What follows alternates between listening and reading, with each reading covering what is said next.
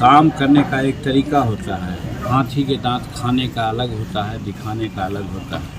कुछ लोग ऐसे ही ढोल पीटते हैं। बिहार के लोग आपसी कटुता को, भेदभाव को मिटा करके हिंदुस्तान कैसे एक रहे, यानी गरीबी अमीरी की गैप को दूर करने के लिए सबका सहयोग चाहिए। बंगाल में जो हुआ उसी बारे में क्यों नहीं कहते हैं?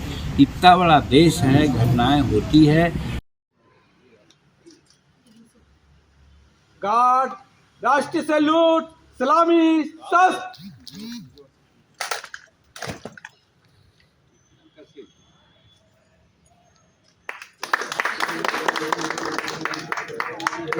जाया है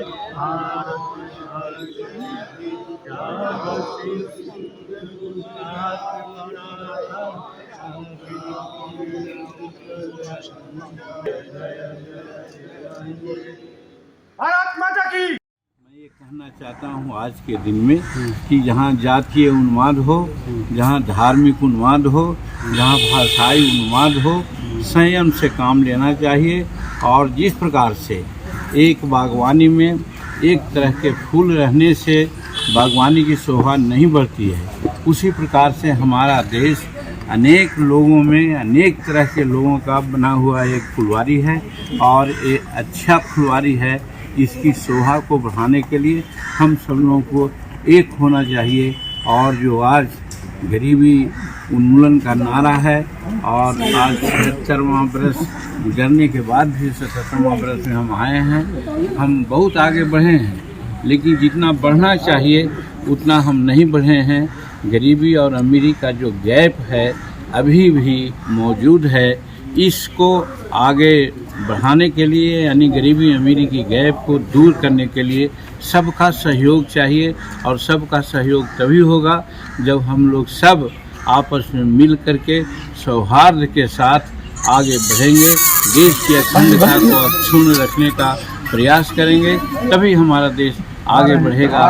इसलिए आज के इस अवसर पर सबसे बड़ी बात मैं कहना चाहता हूँ यही कि समूचे भारत के लोग, बिहार के लोग आपसी कटुता को, भेदभाव को मिटा करके हिंदुस्तान कैसे एक रहे, हिंदुस्तान में प्रथापरस्ती जो शक्तियां हैं उसको किस प्रकार से हम रोक सकें, ऐसा प्रयास करना चाहिए। जिसके लिए विकास के द्वारा और अन्य प्रयासों के द्वारा हमारा प्रधानमंत्री नरेंद्र भाई मोदी जी लगे हुए हैं। केंद्र की यह सफलता हम कैसे माने? काम करने का एक तरीका होता है। हाथी के दांत खाने का अलग होता है, दिखाने का अलग होता है। कुछ लोग ऐसे ही ढोल पीटते हैं।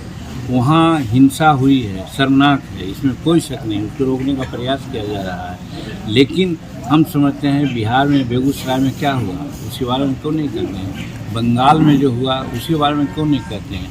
इतना बड़ा देश है, घटनाएं होती है, लेकिन उसको रोकने का प्रयास किया जा रहा है। आप देखिएगा कि वो रुकेगा। और जो हिंदुस्तान के लोग मणिपुर में सोच रहे हैं, मणिपुर का झगड़ा हम समझते हैं कोई आपसी झगड़ा, व्यक्तिगत झगड़ा नहीं है। वहाँ पर विदेशियों का हाथ है जो वहाँ के लोगों को उस्का रहे हैं। और वैसी परिस्थिति में उनसे जूझने का मतलब है कि अंतर्राष्ट्रीय जगत पर भी हमको कुछ सोचना पड़ेगा। तो सारी बात को सोच करके हमारे भारत सरकार उसमें राम जी सर मणिपुर क्यों नहीं गए? सर वो तो भोपाल चले गए, जयपुर चले गए, बीकानेर चले गए, मणिपुर जाने की जहमत उन्होंने क्यों नहीं उठाई?